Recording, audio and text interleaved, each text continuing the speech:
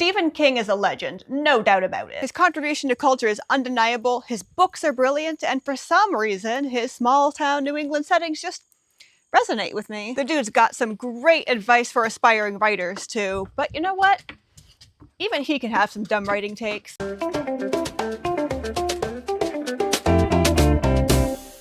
Hi, I'm Lulu. Welcome to my channel. Before we get started, please like this video, subscribe to this channel, and hit that notification bell. Now, I've read countless books on the craft of writing, and it all started with Stephen King's book on writing. It's totally my learning style too, you know, how I make my videos where it's like, here's something that happened to me and what I learned from it, and hopefully you can learn something from it too. But I hate our instructional charts and timetables and graphs. It's like, let's turn something fun and creative like writing into math.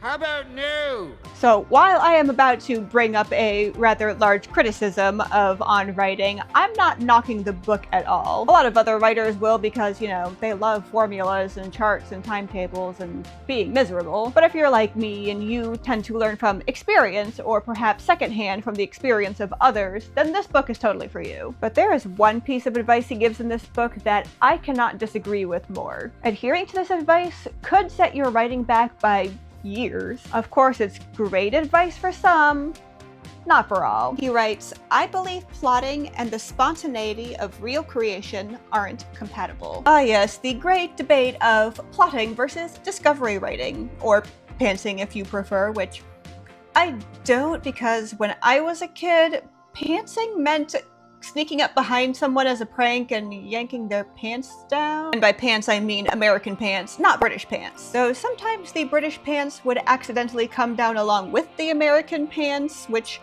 made it a shocking and unpleasant experience for both the pantser and the pantsy. Anyway, for those of you in the pantser camp, you probably agree with his advice.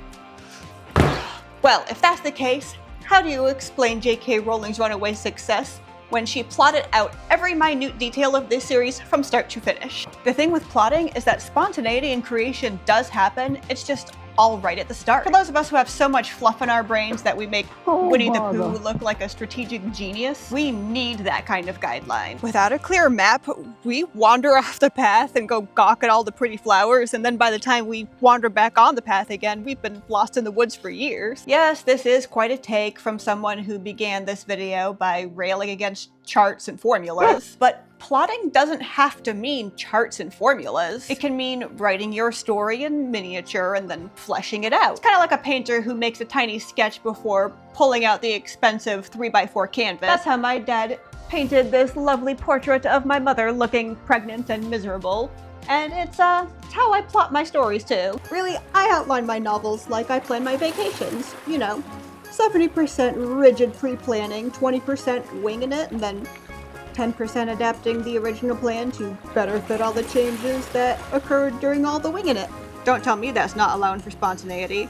Just spontaneity with some guardrails. I start by creating a brain dump document, and I write down every stray idea that drifts into my head. Nothing is off the table. The ideas can be contradictory, they can be outright stupid, it does not matter. And then as I work, those ideas start becoming more solid. I start making connections, I start thinking about the sort of characters who would do the things I'm writing about. A story will take shape around this, and that's when I start making my outline. No, it is not a sterile bullet point list. If that's what you like, rock on, but what I prefer is more of a very simple, like, 5,000 word summary. And with that, I'm ready to rip. This leads me to another hot writing take that I have to call out. I keep hearing it argued that plotting is better for genre fiction because characters in genre fiction don't have to be well fleshed out. Well, that's certainly an opinion from people who obviously don't read outside the lit fic genre and have no idea what they're talking about. Obviously, this isn't an opinion espoused by King, who's famous for his horror, but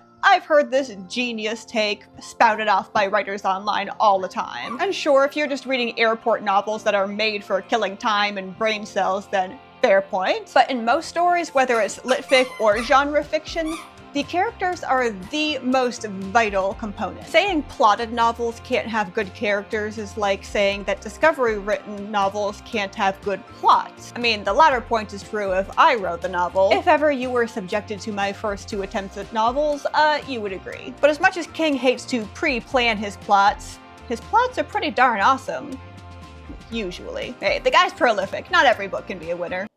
Just realized that I left my Invisaligns in. I probably sound terrible. So in the spirit of King's manner of imparting writing advice, here's what I did and what I learned from it. I did not plot my first 2 novels, and they were terrible. Worse yet, it took me 4 years each to write them, and I rewrote them from scratch multiple times, and yet they still sucked. Once I decided to dive into my next attempt with an outline in hand, I wrote that story in a year and a half, from first draft all the way to final draft. No from scratch rewrites needed. And the story? It made actual sense. And the characters were well fleshed out.